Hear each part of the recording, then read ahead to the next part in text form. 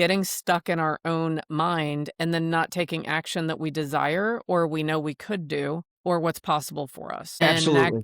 can lead to, as you know, all sorts of things: regret, missed opportunities, lost loves, so much, right? Could you share a little bit with us about how critical is the becoming unparalyzed mentally? Well, I did a speech at Northwestern last year, and it was entitled Becoming Unparalyzed. Being in a wheelchair, I think everybody was expecting me to talk about being physically paralyzed, and maybe I'm walking now. I don't know what they were thinking.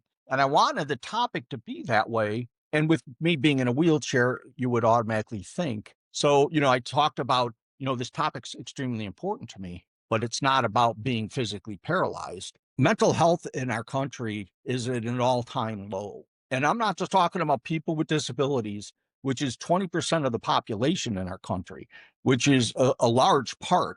20% of the people in the United States have some form of a disability. I'm talking about for the average Joe walking down the street, for the guy getting in his Mercedes, for the guy getting in his BMW, for the lady getting in her SUV, facing that mental paralysis is a part of our lives. There are so many people that have never learned how to overcome that, how to deal with it. And as we all know, we've become a society of let's label and drug. You Yeah. have this, let's get you on a prescription that will And help then you. and then we'll put you on another prescription to handle the side effects from the first Uh, prescription. And right, yeah. let's not talk about all the side effects until you've all taken it. And then we're going to come out and let you know, man, don't know if you had to. So I am against all that. We don't need all those prescriptions. They have proven, one, not to work. They just create long-term customers for the big pharma industry or the hospital industry. And they've created more problems than good. And I'm not saying there's not a time and a place you shouldn't take That's right. something. I'm Right. not against that. There is a time and a place. But when we talk about mental paralysis, there's a lot of parents who have it. And if they have it and don't know how to get out of it, how are they going to teach your kids how to get out of it?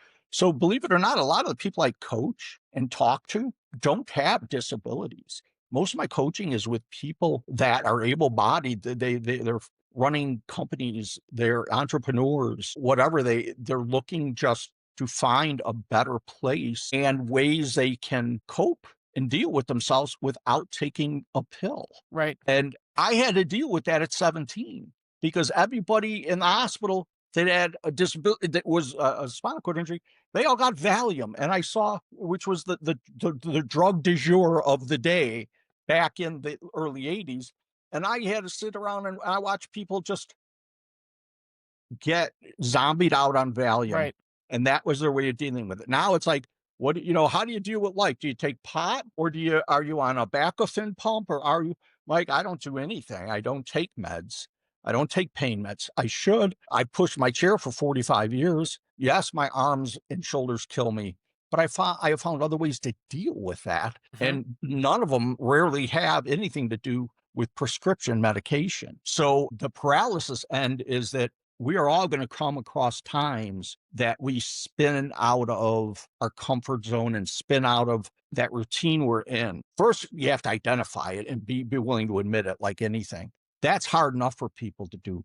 But if you don't have a framework of how do you get out of it, and more importantly, how do you identify it? I had to deal with that when I got hurt. I had to deal with it when I had to go to school and figure out a way to get around the campus on my own. I had to deal with it when I wanted to drive. How can I drive? Oh, there wasn't a lot said about that. I had dealt with it when, getting a job, going to, dealing with corporate. I dealt with it when I went to law school, and that was a trick. I dealt with it when I got married, and Mhm. I dealt with it trying to have kids. I can keep on going and talk about all the times I dealt with it because, especially as a man, I'm old school. It was like I couldn't let my disability and I swore I would never let it get in the way of my family,